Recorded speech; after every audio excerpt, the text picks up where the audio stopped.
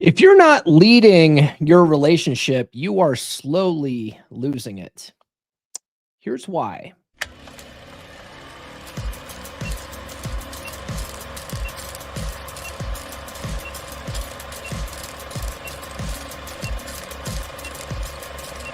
We're going live. We'll do it live. This is the Come On Man podcast. And here's your host, Paul Bauer. What it do, baby? It is Wednesday. Or as Nurse Chick likes to remind me, hump day. How you doing? If you are new to the channel, my name is Paul Bauer, and I help men level up and get better with women. And the funny thing about leveling up and getting better with women is it tends to make us better men in all areas of our lives. Did you know that most men don't realize that the slow decline in their relationship isn't random?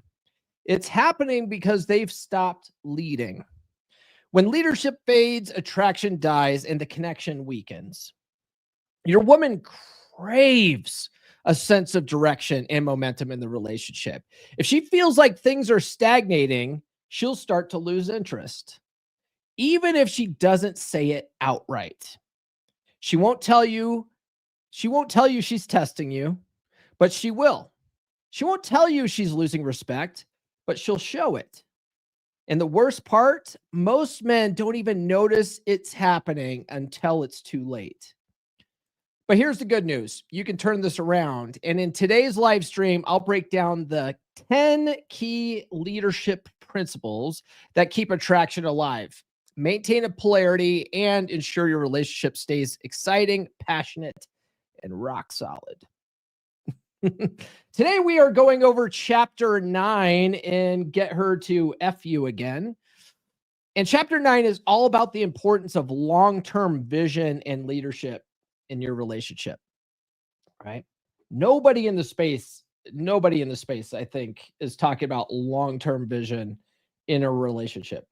I might be wrong, but I don't hear that a lot. I don't hear that term long-term vision when it comes to relationship thought about very much. Before we get into it, though, do be sure to like, subscribe, hit those notifications. I do have new episodes every Monday, Wednesday, and Friday at 10 a.m. Eastern time. If you guys are watching live right now, do sound off in the live chat. I'd like to hear from you. If I can, for whatever reason, StreamYard's got this setting on where I'm not able to see normal comments, but I have been able to see super chats, although I didn't get a super chat last episode. So maybe that's not even working. I don't know. Maybe you guys drop $1 or something just so I could test that theory out. But anyway, sound off in the chat. I know you guys are in there. I can see it on the replay. So sound off in there. That helps boost us in the algorithm. And then if you guys are watching the replay, drop a comment below. Even if you're listening on Spotify, consider leaving comments on those as well. And then guys, do consider sending super chats. That does help support the show probably more than anything else. All right, guys. So as we've been doing, when I'm going through a book, I'm not reading it to you. I'm just giving you the top 10 concepts of each chapter because I do really want you to get this book. One of the things that I want to point out to you too, you don't have to wait until you're in a dead bedroom to get this book. My coach Nikki read this book. He wasn't in a dead bedroom situation, but he did notice that there was some turbulence in his relationship. And so he read the book and started applying the principles. And his wife came up to him. She's like, I don't know what you're doing, but I feel like I'm falling in love with you all over again. All right. Like, this book is legit. Don't wait until you're in a dead bedroom situation to pick it up. Okay. All right. So the first concept here is leadership as the driving force in a relationship. So a man must consistently lead the relationship to maintain passion and excitement. Now, what do most men do? Most men are on the happy life train, and they've totally handed the reins of the relationship over to their wives. And it almost makes sense. We're sort of raised with this mythology that women are naturally good at relationships. So why shouldn't they run those relationships, right? Well, that's a complete myth. That's a complete myth, man. Like, if women were actually good at relationships, Cosmopolitan would be out of business. There's a whole like $1 billion relationship industry on, books and magazines geared towards women, right? Geared towards women because women are more likely to spend money on this stuff and invest in relationship advice and try to get, good relationship advice. The problem is that most relationship advice that's catered towards women isn't very helpful because women are very emotional beings, or they're very much emotional beings, and you can't tell them what they need to hear. You have to tell them what they want to hear. And so a lot of this relationship advice that women get, it's all about what makes them feel good, right? And it's not necessarily helpful relationship information. It's very few really good relationship books for women. And the ones that are really good tell women what they need to know. And a lot of women hate those books because of it, right? Like Nurse Chick reads Dr. Lore's The Proper Care and Feeding of Husbands on repeat, right? It's that good, and it helps Nurse Chick understand how she can better invest in the relationship, right? That to keep this relationship healthy. A lot of women are like, "What? What do you mean I gotta invest in the relationship? Like that's not what feminism told me." so they tend to gravitate towards books that tell them, "No, you're doing fine. You're not doing anything wrong," right? Anyway, but men are like, "Oh no, I'm gonna go out." A great example of this, perfect example of this is Brother David. I talk about Brother David a lot. He's in the beer club. He's completely turned his marriage around. But one of the problems that he realized he was facing when his relationship was like really not going so well was that he was like, he had the belief of, I go out and slay the dragons, you take care of everything else, right? How many of you guys out there either have that mentality when it comes to your wives or girlfriends, or do you, or you at least used to, right? Drop a thumbs up in the chat if that sounds like you, right? I'll go out, I'll make the money, you handle everything else. You're like, here's the bank account, you pay the bills, you do everything else. Because I certainly did that. And that's one of the reasons why my marriage failed, right? One of the reasons why I do what I do is to prevent a lot of you guys from having to go through what I went through, right? I want you guys to learn from my mistakes, and it took me having to go through a lot of pain to really be motivated enough to go through and study this stuff, right? That I'm handing you guys, because I don't want you to go through that, right? I want you guys to have healthy, loving relationships. And one of the big keys is being the one that sets the tone and leads, and not handing everything over to your girl, because it's not natural. It takes her out of her feminine energy to have to lead the relationship, right? And here's the thing: like, leadership is not about being controlling, right? And a lot of guys think that, like, oh, I'm going to dictate things. It's my way or the highway. Like, if you ever worked for a boss who's like, hey, you shut up, it's my way or the highway.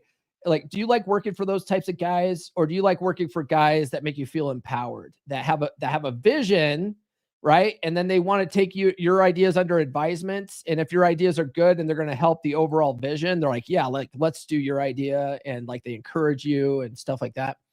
Or do you like a guy who's like, it's my way or the highway, like, shut up, get on board, or get out? Like, what would you rather, who would you rather work for? Right?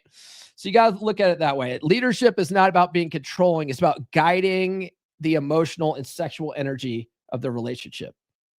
All right. It's like, you have we're going to talk about this in a minute, but like having a vision for the relationship, and a vision doesn't necessarily mean like, okay, what's the next step, guys? What's the next step? Okay, we're casually dating. What's the next step? Okay, let's be exclusive. Okay, what's the next step? Let's get married. Okay, what's the next step? Let's have kids.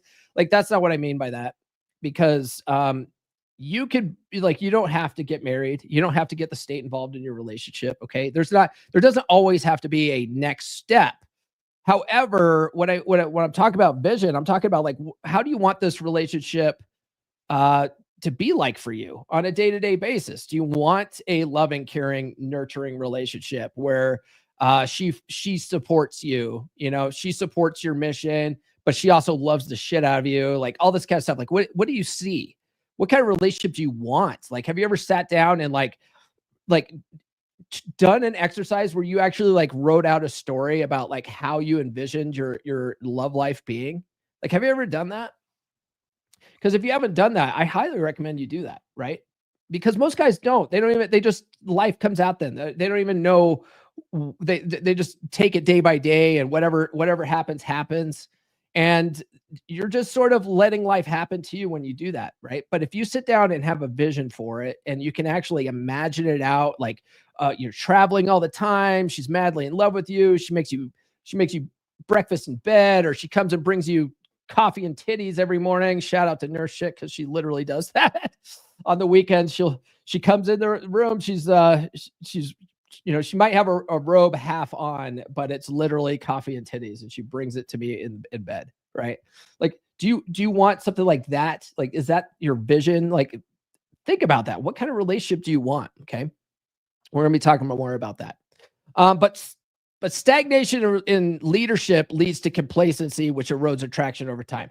If you're not leading, okay, like there's this law of the universe, right? It's like, I can't remember what Bob Proctor called it, but there's this law of the universe that basically says that nature abhors a vacuum, right? Which means if you're not leading, somebody has to lead, and your wife's going to feel compelled to step into that role and lead. And once she gets into that driver's seat, she's not going to trust you to drive anymore, right? You've basically relinquished control, and now she doesn't trust you, and that causes a resentment, and it causes her to lose respect for you. Okay. And then you get lazy, and you're just like, oh yeah, I work, and I come home, and I drink beers, and I play some video games, and I go to bed, and I wonder why my wife's not fucking me anymore. It's like, yeah, okay. You're not doing your natural role in the relationship. So let's talk about vision, the power of a long-term vision, right? So a clear vision gives direction to the relationship, keeping it from drifting aimlessly. Like, if you know the kind of relationship you want, and you're able to stay lovingly detached, you can sort of stay on top of things. You can watch your wife's or your girlfriend's attraction level to you and sort of navigate things accordingly, right? You start setting more plans. You start taking the initiative. You start leading in certain areas, all these things help to support that vision you have.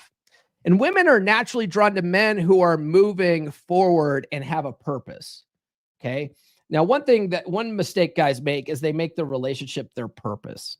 All right. Your relationship can't necessarily be your purpose. It can't be. Right. You have to have passions and a drive for things outside of the relationship. And some of that could be your career. A lot of guys look at, they think when they think purpose, they think career. It doesn't necessarily have to be your career. Right. Because, I like my day job. I have a day job, right? I do coaching, I do podcasting. So I basically work like 3 jobs, right? But I also have a day job. My day job, I work in IT. I'm a director, an IT director, right? But I don't necessarily look at being an IT director as my purpose in life. I look at my purpose as helping men level up and getting better with women. That's my purpose, right? That's my mission. And I made that my mission a couple of years ago. It makes me feel fulfilled, right? The IT work, it's a job. Helps pay the bills, right? This is also a job, and this does help pay the bills too. But it didn't at first. I was just doing this because I was passionate about it and I love it. A lot of these podcasts don't directly relate to income, especially if you guys aren't sending any super chats. You know what I mean? Like the ads that YouTube plays, the ads that Spotify plays, that doesn't necessarily pay the bills, right? It might buy me a 6-pack at the end of the month, but it's not paying the bills. Okay. But I'm doing it because I'm passionate about it. It's my mission. All right. I like seeing the results. I like seeing guys DM me going, man, your videos have helped me in the dating market. Your videos have helped me with my relationships. That's where I really find fulfillment. Okay. And so women are drawn to men that are moving forward and have a purpose. They like that drive. They like that ambition, right? in the lab, a lot of guys think, oh, women only care about money. It's not the money. It's the qualities that men who are typically able to acquire resources have, right? That ambition, a guy who's ambitious is probably going to make more money, but it's not the money that's attractive to her. It's the ambition. It's the drive. Like, she loves that. She loves watching you succeed. She loves watching you like be passionate about something, you know? Women like that. They're drawn to that. And so a man without any kind of vision follows external circumstances rather than shaping his own life, right? Basically, he's letting life happen to him instead of making life happen for him, you know? And this is where guys who like, they have no goals, they have no vision, they don't know where they want their lives to be. Like they just are tiptoeing through life, hoping that they make it safely to death, right? Like they don't have any plans. That doesn't make women feel safe and secure in a relationship. It's not an attractive quality. All right, guys, follow me on social media. The links are in the description. I'm on all the good platforms. Oh, you know what? I forgot to go live on TikTok. Anyway, we'll have to do that later. Get on the email list, guys, list.comeonmanpod.com. Get the ebook, She's Made You Weak, and it explains why attraction erodes over time in a relationship. It's this thing we call the betatization process. It's a 5-step process that women are doing to you, and they don't even realize they're doing it to you. And most men don't realize it's being done to them. And if you don't realize it's being done to you, you're going to fall victim to this. And then the attraction is going to erode over time. She's not going to like you anymore. She's either going to step out and cheat, or she's going to just dump you and find another man. Okay. If you don't want that to happen, if you want to save your wife or your girlfriend from herself, get the ebook. Okay. Go to list.comeonmanpod.com. And then if you really want to expand on the idea of the betatization process, I talk about it in my latest book, Get Her to Fuck You Again, which is what we're talking about today. If you go to books.comeonmanpod.com, you can find all my books there, including Get Her to Fuck You Again. And it's really designed for guys who are in a long-term committed relationship and like your relationship's going downhill. And a lot of the times, one of the symptoms of that is a severe lack of sex in the relationship, right? That's a symptom of greater problems. And if you're not quite there, that's okay. Get the book anyway. It's going to help you realize things that you could do better in your relationship to make it stronger. Okay. And then if you are in a dead bedroom, it can absolutely turn things around if you read the book and apply it. Okay. You have to take action. No matter what you're doing, you have to take action. You can't just read the book and put it back on the shelf and think that your love life's going to magically change. It's not. It doesn't work that way. You got to take action. Okay. Let me play a commercial for that, and then we'll get back to the topic today. Are you tired of the dead bedroom? Yes, indeed. Yes, indeed. It's so weird. Okay, so Nurse Chick pops up here. Good morning, gentlemen. Happy hump day. Okay, I can see that. That's good. We'll give her thing. You're so naughty. She really is. I'm gonna come. And then I do see a super chat. Okay, so I can still see super chats. Ray Leyland sent $5. Says, "Let's fucking go." Yes, let's do that indeed. And Ray's Beer Club brother, so he's going to get the $10 super chat flubs video. Thank you for the super chats. Movies bouncing, can't stop that.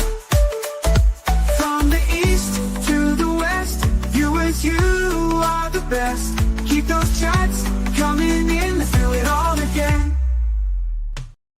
So weird, man. So weird. Anyway, so the next concept here is women need to feel a sense of forward momentum. You know, they need to feel like the relationship has some kind of direction. And like I said before, it doesn't necessarily always have to be a, societal approved next step. And I get that a lot. I used to get that a lot. In the original 3% man group, I would post my relationship updates in there with Nurse Chick, and guys would be like, "Okay, so Paul, when's the next step?" And I'm like, "What do you mean?" They're like, "Well, are you guys going to move in together?" I'm like, "Fuck no." Like, no, that's not happening. No. Well, don't you want to marry her? Like, No, no, it's not. It's not even, and it's not. I don't. Nurse chick doesn't even look at that like it's an insult, right? Because she doesn't want to marry me either, right? We don't want to get the government involved in our relationships. We both had bad experiences with the government.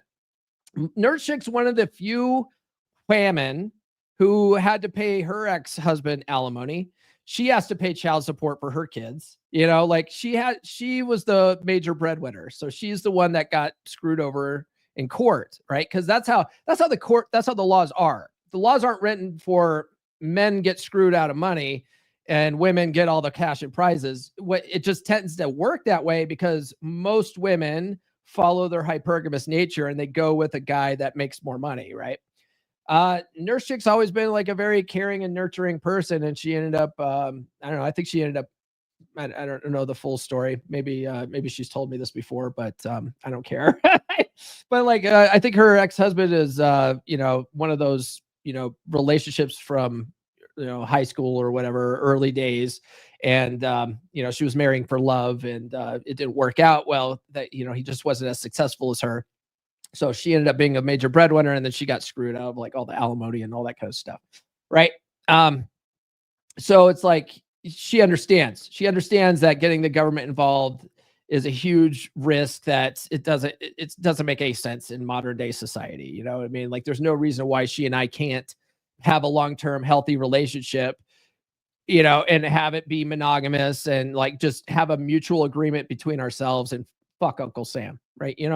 So that's not what we mean about relationship needs a direction. Okay. But a relationship does need to have sort of a path where you are the one leading it. Right. And you got to lead it towards your vision. Very much like I was talking about earlier. You have to have an idea of what you want that relationship to look like. Do you want it to be loving and caring where she does all the whammon chores, and you do all the man chores, and you guys split that up evenly, and then you won't let her take the trash out. That's the relationship that Nurse Chick and I have, and we have fun with it, and I try to make fun out of it, right? So like if Nurse Chick will every once in a while, I've mentioned before, she'll get the trash all ready because she's the one that's in the kitchen, she's the one cooking, she's the one cleaning and stuff, so she fills up the trash frequently, and so she knows when it's filled. So what she'll do is she'll pull the trash can out and start tying up the thing and start walking towards the door.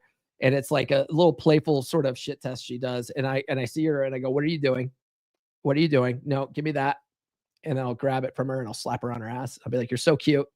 Right. That's our dynamic. Right. And that's the dynamic that I've envisioned. And I keep that going by the way I lead that interaction with her. Okay.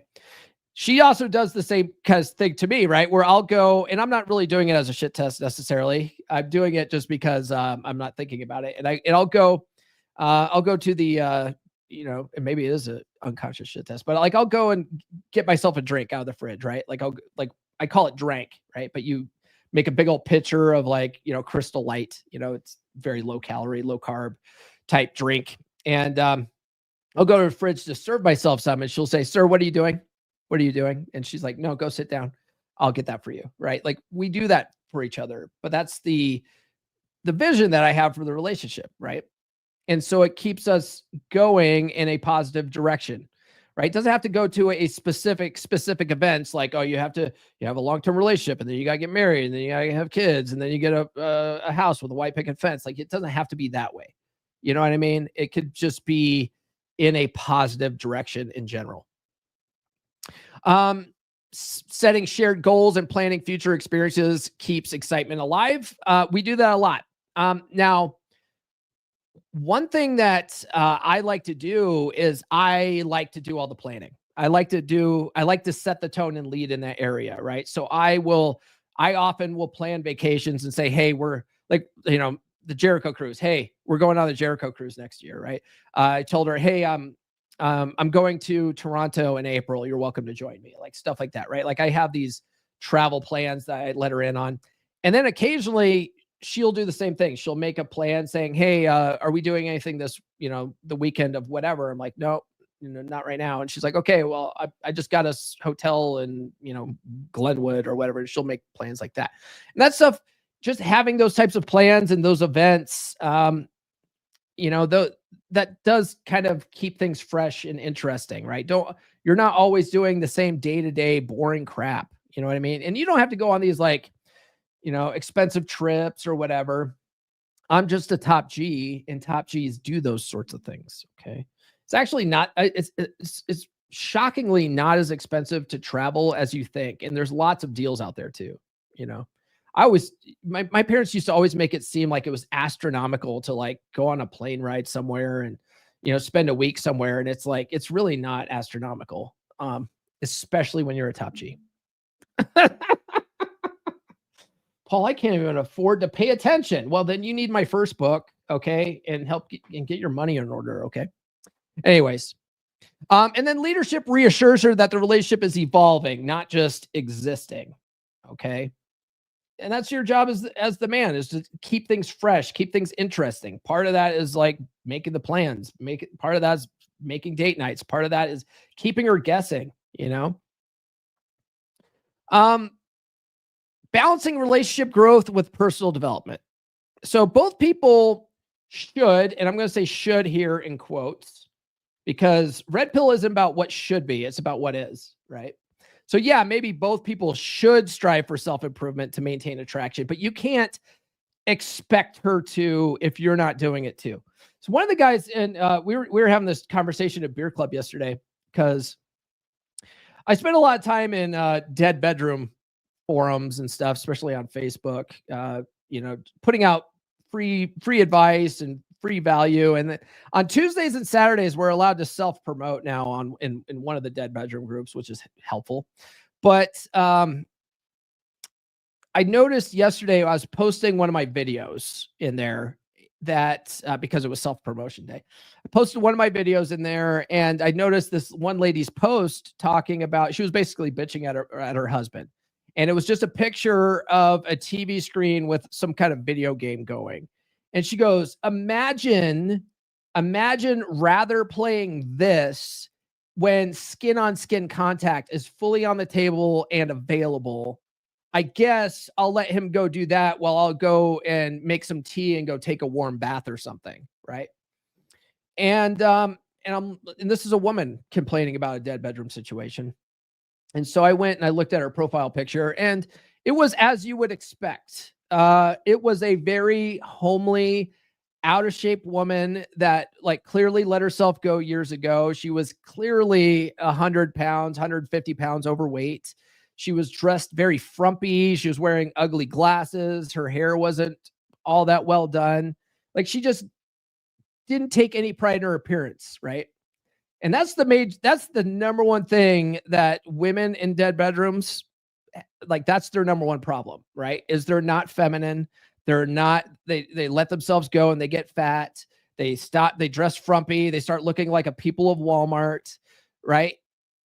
And their husbands are just unattracted to them anymore. Men are very visual creatures, right? If you let yourself go and you let yourself get fat as a woman, like, your husband's not going to want to fuck you as much, right? He would much rather play video games and jerk off and watch porn with hot women than to, bang your brains out, right? And women might say, well, he should love me no matter what. Like, we made vows. Yeah, well, vows don't mean shit, right? Vows don't mean fuck all. And in attraction, attraction is not a choice. All right. Attraction is not a choice. So same thing goes in reverse. Like, when men find themselves in dead bedroom situations, a lot of them have let themselves go. They become unattractive, not necessarily with their physical behavior, but their overall, their overall demeanor. They don't have any frame control. They have no vision for their life. They have no sense of purpose. Right. So when it says here, like, both people should strive for self-improvement and maintain attraction, one of the questions that came up, getting back to the point, one of the guys at Beer Club said, okay, well, what would you recommend to her husband in this circumstance? Right? Because if we're supposed to be the one setting the tone and leading, but she's the one who's fat and he doesn't want to be attracted to her anymore, or he's not attracted to her anymore, like, how do you handle that? And I said, well, I almost guarantee that guy's fat too. I guarantee that guy, if all he's doing is playing video games, and like, he's probably let himself go too. And so the best way to get your wife to start hitting the gym is setting the example, right? You don't worry about what she's doing. You can't change her. You can only change yourself. But if you recognize that, yeah, like, I'm not attracted to her anymore, I would like her to be more attractive, then look at yourself. Do you have does your stomach hang out further than your dick do? Okay, it's time to go to the gym yourself. Okay, start setting that example. Take that lead, right? Brother David in Beer Club did that. His wife, I guess when they first met, was very thin and attractive, and they both let themselves go over the years. And then he found himself in a dead bedroom situation, and he took back control, and he started working on himself, and he's lost a crap load of weight, and it inspired his wife to start losing weight too, because she realized that, like, she started get to a point where she's like, you're getting too attractive. I don't like you. You're probably going to leave me for another woman that's a little more attractive. Right. And she starts thinking along these lines. She starts telling him, you've lost enough weight. I think that's too much. And he's like, no, I haven't reached my goal weight yet. So she was like, okay, well, I guess I better start hitting the gym too. So she started going on walks with him and started losing weight and started eating healthy. And she's lost a whole bunch of weight too, So that's what you do. You lead by example. And if she doesn't follow your lead, and now you've gotten yourself to a place where you're just in better shape than she is, and you're a man of purpose now, and now you're what a lot of women are starting to recognize as a high value man, and your wife's just not getting on board. Well, sometimes you just outgrow your wife. There's no way around it. Sometimes you level up so much that she's a boat anchor now. You understand? So while both people should strive for self-improvement, you need to set the tone and lead in that area, is really the point of that. And the relationships in a relationship centered around personal growth remains engaging and fulfilling. Okay. So if you could get to a place where you are setting the tone and leading so much, and your wife starts following that lead and starts putting investment in and starts, reading the books that, like on the other side where she's trying to learn how to be a better wife and all that kind of stuff, and you both start putting investment in, that's when things really start seeming effortless, right? Where you make the game a part of who you are, she makes the relationship a priority and you a priority, and she starts putting that investment in, and that will make your relationship feel absolutely fucking effortless, right? That's exactly what's happening with my relationship with Nurse Chick. I'm always working on myself. I'm always studying this stuff. I'm always, studying new material. I'm always working on trying to be a better version of myself. Nurse Chick, on her side, she's always, she reads Dr. Laura's book on repeat. She reads another one called Keys to the Kingdom on repeat, and she's always putting investment in to the relationship in me. And it just, like, we've never had a fight. Right. We're coming up. We're going to be, we're going on 5 years now. We're moving into the 5th year, and it's effortless. Like, we've never really had a serious fight at all. Not even a real spat, I would say. Not even. It's been a really wonderful experience, and people find it hard to believe because, like, most people don't go, 4 or 5 years without at least one fight. Right. No, because we have the tools. We don't need to fight.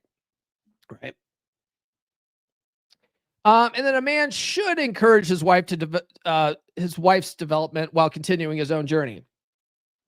I would say that that is a good thing to do. If you start working on yourself and your wife is starting to express interest in this, one of the things I learned from Corey Wayne's book, How to Be a 3% Man, is that women grow through praise, right? So if you see her putting in effort, encourage it, like by praising her, telling her like how sexy she is for doing whatever she's doing. Nurse Chick has been like really smashing her diet lately. She stopped doing so much heavy weightlifting because she's not doing any fitness competitions this year. So she's doing more like yoga work and stuff like that. But whatever she's doing a great job, and her scrubs are looking Right. So I like to tell her that. I'm like, hey, whatever you're doing, you just keep doing that. Right. And that's me encouraging her, her own development. I'm trying to, like, hey, this is working. It's working on me. Just keep doing that. Guys, get in Beer Club, beer.comeonmanpod.com. It's a good group of dudes.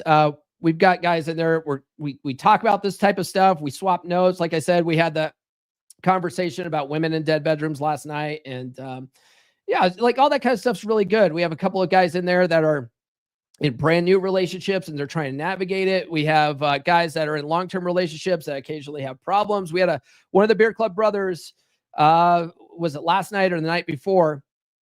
He's been doing really good with his wife. And then all of a sudden she started really testing him hard and started a fight out of nowhere. And it was about how he was getting ready to do a 7-day fast, right? He was going to do a 7-day fast. And for whatever reason, she was freaking out about it. And she was yelling at him like, you're going to kill yourself and all this kind of stuff. And you need to eat and whatever. And she was basically trying to like throw him off course, right? Well, my man has been studying this stuff for a long time. He knows that if she's able to get her way, she's going to lose that respect for him. And he has to stand his ground and be like, no, I'm going to keep doing this. Right. No, I'm going to keep doing this. And, but it was frustrating him because like, women have that way, that ability to get under your skin. So he took it to the brotherhood. He's like, guys, I need help here. Like, I need help getting through this. This is what she's doing. And we're all like, stay strong, man. Stay strong. Don't dear. Always Luca, like all the stuff, right? We started telling him. And I told him, I was like, you got this, man. Like, what you have all the tools. You know exactly what to do. She's cute when she's mad, right? Beer Club's perfect for that. And then guys, if you want to work with me one-on-one, book a free call. Go to call.fixdeadbedrooms.com. Okay. I would say Beer Club is a great place to get started. There's a guy in there who's he's like working on dread. He's working on relationship things. So he joined Beer Club to sort of, be able to swap notes with the guys. And he reached out to me directly and he was telling me about some of his problems. And I was like, yeah, man, let's get on a call. Let's see if, working together might be right. And he's like, well, is it okay if I just reach out to you every once in a while? It's like, well, yeah, if you're a client, right? I mean, otherwise Beer Club is a group chat. So if you want to join Beer Club and you don't want to spend more money than Beer Club, then drop those types of problems in the chat. And then what's good about Beer Club is you have a whole bunch of other guys going through it and they can all jump in, right? It's not just me, although I do offer advice and tips and I'm in there quite frequently. But if you really want to work with me one-on-one, well, we got to get on a call and see if working with me is right for you. Okay. All right. Balancing relationship growth with personal development. So both people should strive for self-improvement to maintain attraction. They should, but you as the man who's setting the tone and leading, you have to set the example. Okay. You got to lead by example there. A relationship centered around personal growth remains engaging and fulfilling. We've sort of talked about that already, but that's essentially, the kind of relationship that Nurse Chick and I have. And like I said, if you can inspire her to want to work on herself and how she shows up in the relationship as much as you're doing it, you're going to have an effortless relationship if you're both working on it. Okay. But women aren't going to be inspired to do that sort of thing if they don't think that you're worth putting the effort in. You got to be, that's how hypergamy works, right? That's Breifeld's law. In order for her to want to keep that relationship and put investment in to keep that relationship going, you have to be a man worth keeping around, right? That's your job. So you always have to be leveling up and it's got to be for you. Whereas her work is going to be for the relationship. It's different. It's a different dynamic, but it ends up working very similarly, right? And then a man should encourage his wife's development while continuing his own journey. Yeah. Oh, you know what? I copied that twice. That's why I was like, didn't I just talk about that? I literally copied and pasted that twice into my notes here. Okay. I was like, why is this repeating? Because I copied it twice. Okay. Emotional leadership and stability. A man must remain steady and composed when emotions run high. This is a part of having rock solid frame, right? And if you guys have a hard time with this, remaining steady and composed when she's poking your buttons, she's pushing your buttons, and she's, like she knows how to get under your skin. Like we were talking about brother, one of the brothers there in Beer Club. If you can't maintain your composure, you're going to fail her shit test. She's going to know that she can manipulate you and your emotions. She can get you up in your feels, and that's going to cause her to lose attraction and respect for you over time. So you got to learn how to get that under control, right? Not be so defensive, right? That's why we say never dear, always Luca, right? Women respect men who do not react impulsively to emotional fluctuations. What's your knee-jerk reaction when your wife is pissed off? And if it's not yours, what's most guys' knee-jerk reaction when she gets pissed off, or she's sad, or she's shuts down, she's not talking? Most guys start walking around saying, "What's wrong, honey? What's wrong? What can I do? Do you need some help around the house? Like, what do you need to do?" Right? They're trying to make her happy when she's unhappy, right? That's you reacting impulsively to her emotional fluctuations. You can't be affected by her emotional swings. Like, women are just emotional beings, right? They can be happy 1 minute and then 30 minutes later be crying. You know what I mean? Like, you can't just be like always gauging her emotions. You got to be completely indifferent to her emotions, right? You got to let her feel how she's going to feel and be unaffected by it, right? So emotional leadership creates a sense of security and deepens attraction. So this is where, and how you can do that without climbing on her emotional roller coaster, is being the guy who, when she comes to you, you're just a good listener, right? You're a good listener. You're not trying to solve her problems. You're just letting her emote and get it off her chest. That's how women process things. They like to talk through their emotions, and then the words that are coming out of their mouth, how do those words make them feel? It's all about how she feels.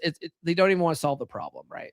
And which is really hard for us because we're natural problem solvers, and we're like, God damn, you got a nail in your head. You got a nail in your head, and you would feel better if you took the nail out. And they're like, it's not about the nail. I just want you to know how I feel about having this nail in my head. But once you realize that, and you're like, okay, I don't have to solve her problems, man, it is so freeing. When you realize it's not your job to solve her problems, oh, dude, such a burden off your back. All you got to do is listen to her and go, oh, yeah, and how's that make you feel, man? I did this to an employee yesterday. This guy, I could tell he was up in his feels about something. He was really dwelling on something, like a conversation that he and I had like 3 weeks ago. And all, like, out of nowhere yesterday, he brings up something. It's very, very passive, and I was like, so I start engaging with him a little bit in the chat about it. And then finally I just picked up the phone and called him, and he's like, hello. And I was like, what's eating at you, man? What's eating at you? And I just did Luca on him, and he was really pissed. He was pissed off about a lot of different things. He was pissed off about, whatever. And he was bringing up all this old shit. And I was just like, oh, and that made you feel this way, right? Like, at the end of the call, like, he felt a lot better. It was an interesting situation, because we normally do that to our wives, right? But it works in that situation too. I'll let you guys make your own inferences there. Let's see here. Where were we at? Okay. So sexual leadership and maintaining polarity. So a man must take the lead in initiating and maintaining sexual tension. A lot of guys are overly obsessed with their wife's initiating, right? They're like, why won't my wife initiate sex? Why won't she initiate sex? Well, a lot of the times you're not being an attractive guy. You've gotten into complacency. You've gotten into routine, and everything is so routine in your house now that is boring to her. And there's no sexual tension going on that even it would inspire her to do that. Okay. But also, here's the thing. Women are passive creatures. Women it isn't natural to them to always want to be initiating sex. Like, they might feel compelled to do it when they're ovulating or something, right? But because that's when they're really like horned up, right? But if the other 3 weeks of the month, they're passive. They're very passive creatures. And so if you want more sex, you have to be the one that's doing the seduction. You have to be the one that's doing the Kino escalation. You have to be the one that's doing all the initiating. If you want more sex, initiate sex more. Okay. Because that, like, women are almost like 9 times out of 10, like, willing to have sex, but as long as you initiate, right? Like, because they're passive. They're like, oh, he wants sex now. Okay, cool. Like, let's do it. You know, like, they're not thinking about initiating. That's just not in their feminine nature. They're sort of built to receive. And so if you want more sex, like, you've got to do it. And so what a lot of guys will do is like, well, she hasn't initiated well. Let me wait until she initiates. And then next thing you know, months go by and then they're like, she must not love me. Right? It's like, no, it's just, you're asking to put her into her masculine energy to be the one that initiates. And it's just not normal for her. So you take the lead. You be the one that's always kino escalating. You be the one that comes up behind her and kisses her on the back of the neck. You be the one that's always trying to do that physical touch. You always be the one that does that a little bit and pulls back a little bit. You walk up when you come home from work and passionately kiss her and then walk away and go about your day, right? Get that kind of stuff, primes the pump and gets her revved up. And waiting for a woman to take the lead sexually, it often leads to a dead bedroom, because that's not normal for women, right? It's not them trying to seduce you all day long. Okay. That doesn't feel natural to them. So they're not going to do that. Polarity between masculine and feminine energy sustains that attraction a long time, right? So you being the masculine dominant man, you have to be the one that's always trying to seduce her. Okay. That'll make her feel more desired. That'll make her feel more sexy. That'll put her in the mood better, but you got to do it. You can't just like wait until it's time to go to bed and they'd be like, all right, honey, it's 10 p.m. It's sexy time, like clockwork, right? That's not spontaneous, or that's not, it's not spontaneous. It's not sexy. It's not attractive, right? You've got to periodically like keep her guessing, right? Like the kids are out. You need to like, periodically pull her over to the kitchen table and bang her on the kitchen table. You have to do these kinds of things. Women like that. They like that kind of stuff. And that's you being in your masculine, right? Really taking control and wanting to ravish her, right? Like that's you masculine. That's your masculine role in her. And she's really built to receive that. The dangers of over-investing in a relationship. And so this is a big mistake a lot of guys make, right? They make their wife their world. Have you ever seen guys online post pictures of their wives and they're praising their wives like, oh, she's my everything. She's my world. I love her. She's my best friend. Oh, this woman right here, she's the greatest thing. I'm so lucky to have her. Have you ever seen that?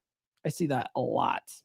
And if you ever go and look at like their wives' social media, their wives aren't doing that. I'm so lucky to have him. He's number one. He's my world. Like women aren't necessarily, they might do that like for a new relationship in the beginning, but they're not doing that years later. But husbands are totally doing that kind of shit, right? Simping like crazy, making her like their whole point of existence. Making a woman the center of a man's world really weakens his attractiveness. She doesn't want to be the center of your world, So knock that shit off.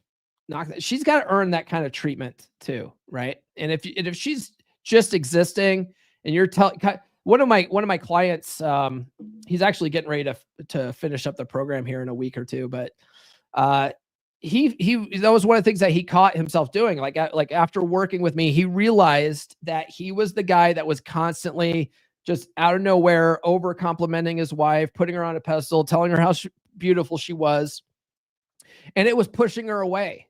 Right? She didn't like that. She didn't like these constant, almost they come across almost like empty. Very very needy. Very validation seeking, right? So women are like, why are you complimenting me right now? Like, and so guys will overdo that because they're making their wife the center of attention and they're trying to put her on a pedestal and they're trying to make them the center of their world. It's like, knock that off. Like, let her do that to you. Just flip the script on that, right? 2/3 rule is very good here if that's a habit you have. Okay. A lot of these types of things that we talk about in the space is, it's very game. It's very, some people look at it as like, very manipulative. A lot of it's really helpful in breaking bad habits, breaking unattractive habits.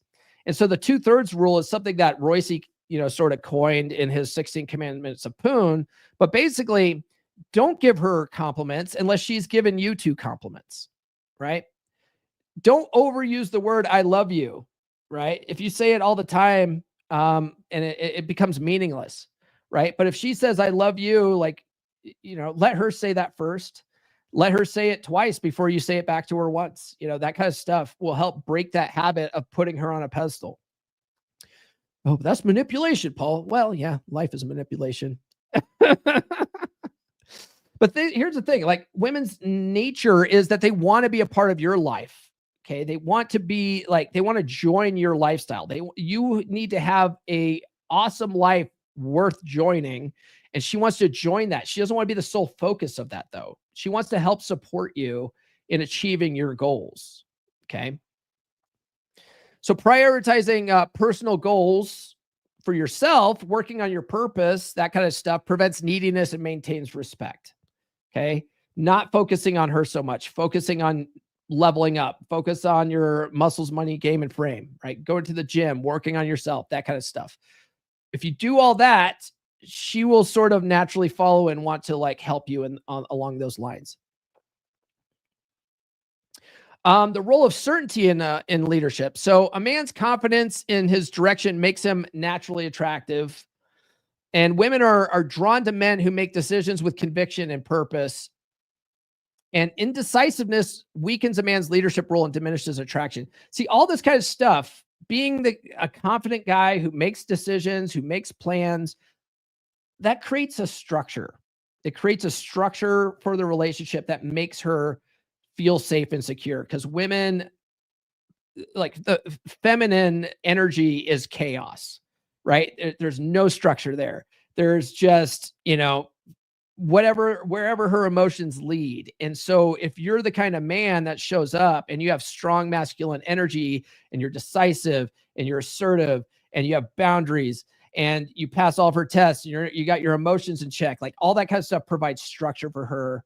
And she's drawn to that. She's just like, fuck, I need this in my life. Right? The masculine and feminine are meant to complement each other in that way. Like, she can't naturally do this. She's just all over the place because of her emotions. You need to be the calm in the storm, Consistency in leading the relationship. So leadership is an ongoing commitment, not a one-time effort. And this is one of the biggest mistakes guys make, right? Is they start working on the stuff. They get the book, right? They get her to fuck you again. They apply the stuff just long enough to where their wife starts banging them again. And then they get complacent and they fall back on old habits. They stop practicing the material. They stop keeping this information on their forefront. They fall back on old programming. And then they find themselves in the same situation 6 months down the road. Okay. It happens all the time. I see it with guys on the dating circuit. They read all the dating books just long enough to get into a relationship. They stop doing the stuff that made them attractive in the first place. They get dumped and then they start reading the book again. It's like the work never stops. There's no finish line. You always have to keep working on yourself. You always have to keep this kind of stuff in the forefront of your mind. That's why I always recommend, read this stuff 10 to 15 times. And then at least once a year, have a refresher, like once a year, keep it on the forefront. Okay. And I guarantee on those once a year forefront, passes through the books, you'll notice areas where you've been slipping and you'll notice like, oh man, her attraction has been fading. Right. And then you get back into it. Right. But it always keeps you on your toes. Right. But a lot of guys, it's so easy to fall back into complacency, fall back on that old programming. You can't undo 20, 30, 40 years worth of programming by reading a book once. You just can't. You've got to always be studying the stuff until this becomes your new normal. This becomes your new habit. So you have to have that consistency, right? So both emotional and sexual leadership must be maintained consistently. That the work never stops.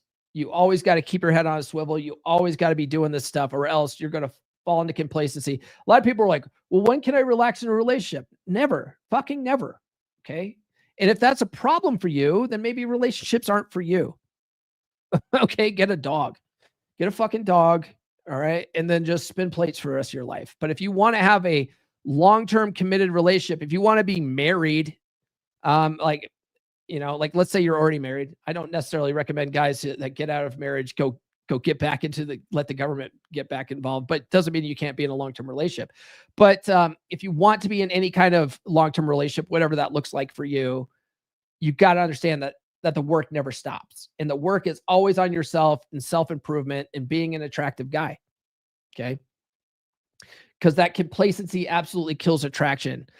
While on the flip side, proactive leadership keeps the relationship functioning, right? It keeps it active. It keeps it interesting. It keeps her wanting to invest in you. All right. You're using hypergamy to your advantage. You're using Breifeld's law to your advantage. The connection between leadership and purpose. All right. This is the last concept. A man's purpose should drive his actions, not just his relationship. If you have a solid purpose, a solid vision for things that you're working towards, everything else tends to fall into place. Okay. This is law of attraction, right? We get what we focus on in life. If you have a vision for how you see your life going, right? And you can imagine that, like, what's it look like in 10 years? What's it look like in 15 years? And you can like draw that out as if it's already happened. And like, really one thing I like to do periodically in the mornings. Well, I do it every morning. I have a journaling, scripting exercise I do. And right now what I'm doing is I'm just writing out affirmations over and over again and then reading them out loud. But every once in a while, what I like to do, which is also equally rewarding and fun, is I imagine what my life looks like in 10 years as if it's already happened, as if it's present tense. Like I'm traveling the world, I'm doing this, I'm doing that. I have a vision, right?